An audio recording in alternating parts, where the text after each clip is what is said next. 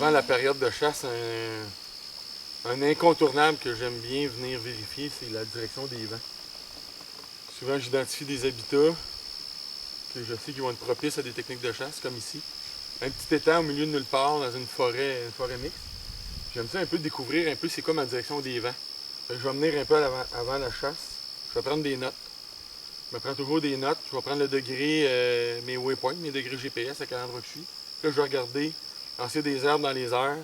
Où je vais vérifier. Souvent, ce que je vais prendre, c'est un petit bout de flag du ruban coloré. Je vais même vérifier avec le flag la direction du vent, les vents dominants, comment ça se passe. Si je viens le matin de bonne heure pour la chasse, faire un petit peu d'improvisation pour des cales d'orgneaux, travailler un peu en fonction des vents qui pourraient m'être dans le fond préjudiciables. Les orgneaux pourraient me sentir, puis j'aime mieux faire attention par rapport au vent dominant. L'autre élément qu'on peut, pour se rappeler également, le vent, la direction du vent, j'aime bien prendre le même bout de flag, l'installer après mon canon de carabine ou après mon arbalète ou après mon arc, pour tout le temps voir la direction du vent, parce que le flag, il va battre au vent. On peut l'amincir avec un couteau, faire en sorte qu'il soit moins large, donc plus léger. Il va flotter plus dans l'air, on va pouvoir comprendre le vent.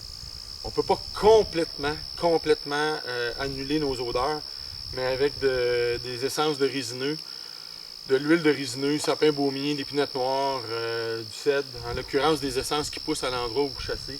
Vous pouvez camoufler d'une façon quand même assez importante là, vos odeurs corporelles.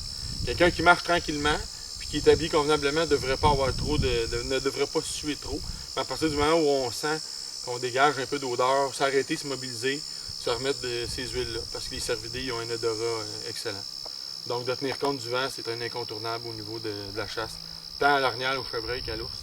Et ce que je suggère souvent, c'est d'installer, les gens qui installent des salines ou des appâts, c'est d'installer l'appât, une saline, puis après ça, voir la direction que les animaux vont prendre en fonction du vent. Et après ça, évidemment, installer la cache pour être le plus en retrait des vents en fonction des déplacements du gibier.